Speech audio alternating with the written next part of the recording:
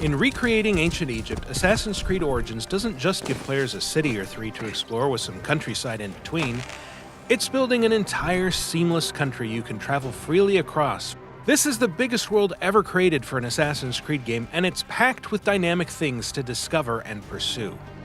You know, when we started by saying let's do ancient Egypt, it was going to be a country. Ancient Egypt meant many things for us. It meant, yes, cities, but also all the wilderness areas, and we wanted to show the diversity of this wilderness and something that people, as they play the game and get into hours and hours of it, they're constantly seeing new stuff from the world, from the environment. The team began with a world around the size of Assassin's Creed 4 Black Flags, with one important difference: it's all land. Well, it's mostly land. No matter where you are, there's a density to the landscape that creates a feeling that there's always some area you haven't explored, something you haven't uncovered. In terms of the granularity of the details, the experiences that you can have, the things you can run into, the NPCs, the animals, the fauna, it's much, much more dense. So this is definitely, in terms of content, the biggest world we've ever built. We wanted the exploration of the world to really be jaw-dropping. We wanted people to be lost in this world for hours and hours, so the game is quite huge. The world is massive. Egypt, even in the game setting of 49 BCE, was never an undifferentiated landscape of deserts, pyramids, and snazzy headgear. It was huge and cosmopolitan, a hub of trade, agriculture, and craftsmanship. From Alexandria to Memphis, Egypt was a place of geographical contrast and cultural diversity, and recreating the entire country as a single open world is one of Assassin's Creed Origins' greatest achievements. So if you go into Alexandria, it's a very Greek city, a very big and broad streets. And then you go into Memphis, it's very crowded. And all of this is based on the historical research that we do. So we learned, for instance, that the Memphis is very close to the Nile, and that the course of the Nile changed with centuries, and that it affected how the city was built. And so in return, that affects the way that we create that city, and that is what players will experience. A city filled with water, with caves, with surrounded by the Nile, with boats around, so very, very nice and rich city. So historical research is very important for us. Next to capturing the scale and detail of Egypt, the game's biggest task is to fill its vast spaces with interesting things to see and do. The Egypt of Assassin's Creed Origins is a dynamic place, one where you'll always be able to find wildlife to hunt, a secret to uncover, a bandit gang to raid, or a quest to pursue. In fact, you'll need to discover the game's quests on your own, and there are multiple ways to do it. A vital contact might direct you to someone who wants you to check on a friend in danger, for example, or you might just stumble onto that friend while exploring and get pulled into a new adventure. You can even leave a quest at any time, pursue other tasks, and then pick up again from where you left off. There's tombs and temples to explore, there's puzzles in the world, left by the ancient people.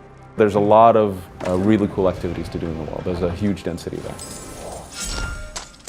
Assassin's Creed Origins is set during the reign of Cleopatra, an extremely tumultuous and pivotal era for Egypt, and one that fits in well with the series' preference for periods of conflict, upheaval, and massive societal change.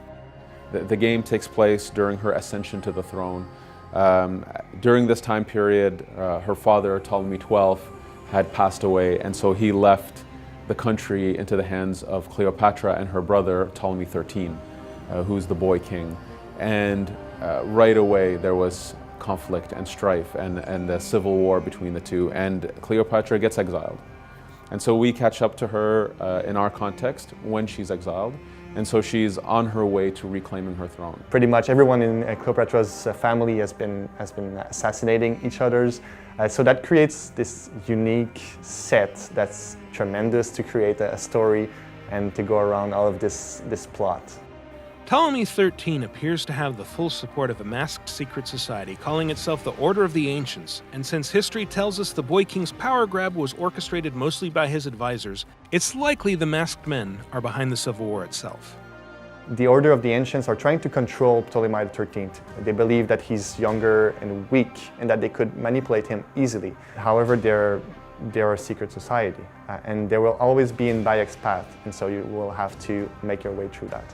In any case, Cleopatra would soon have a powerful ally of her own. And at this point, we have Caesar, who shows up at some point chasing after another Roman, Pompey. Pompey came to Egypt in order to be protected, thinking that they had an alliance.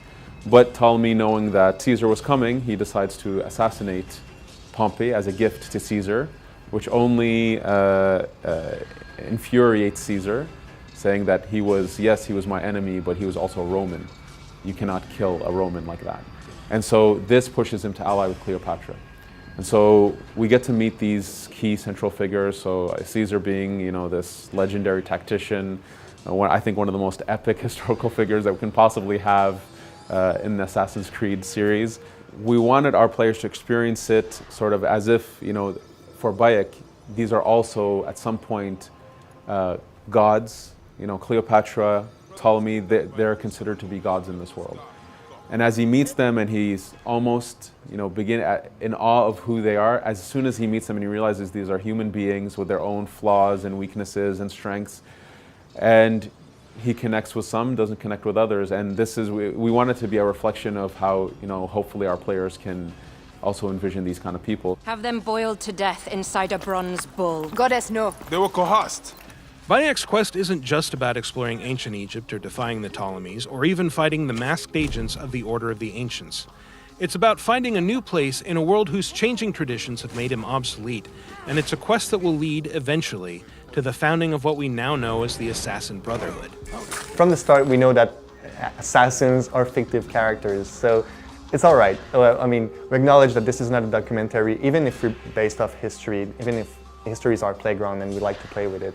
So Bayek, within that environment, even though he's fictive and he interacts with real people, we try to make it believable. That really rootens him into the realm of Egypt.